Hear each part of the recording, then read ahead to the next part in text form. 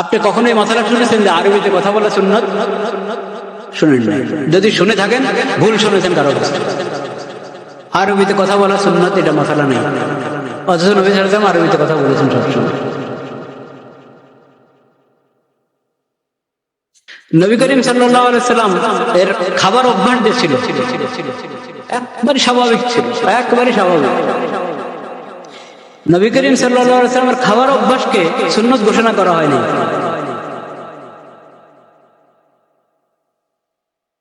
নবী করিম সাল্লাল্লাহু আলাইহি ওয়াসাল্লাম খাবার অভ্যাস যদি সুন্নাত ঘোষণা করা হতো তাহলে কি অবস্থা হতো আমাদের?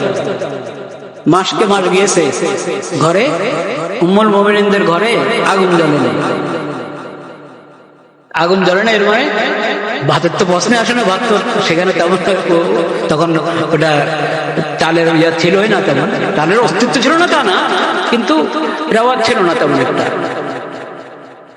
হলে রুটি জবের হকার, কিন্তু তাও আগুন জ্বলছে না, এর মানে রুটিও না, কি পানি আর খেজুর।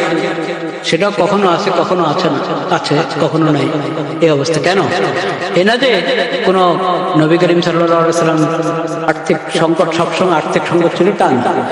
আল্লাহ তাআলা অনেক দান করেছেন নবী করিম সাল্লাল্লাহু আলাইহি ওয়াসাল্লাম, কিন্তু নবী করিম সাল্লাল্লাহু আলাইহি ওয়াসাল্লাম দান করতে থাকতেন, উম্মুল মুমিনিনরা দান করতে থাকতেন, এত দান করতেন যে পরে দেখা গেল যে ঘরে হয়তো আজকে খেজুর দরকার, যে কয়জনের জন্য যে পরিমাণ খেজুর দরকার সেটাও হয়তো নাই, শুধু পানি আছে বা খেজুর আছে আর পানি আছে।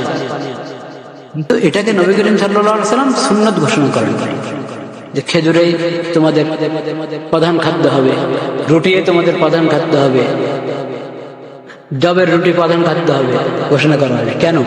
এটা কঠিন হয়ে যাবে। পোশাকের ব্যাপারে ধরেন, কোন রঙের পোশাক হবে, কোন ধরনের পোশাক হবে, কোন এলাকার পোশাক হবে, কিচ্ছু না, কিন্তু টাকনার উপরে রাখো, পুরুষ টাকনার উপরে রাখবে, এটা বিধান, এটা ওহী ছাড়া জানা যাবে না।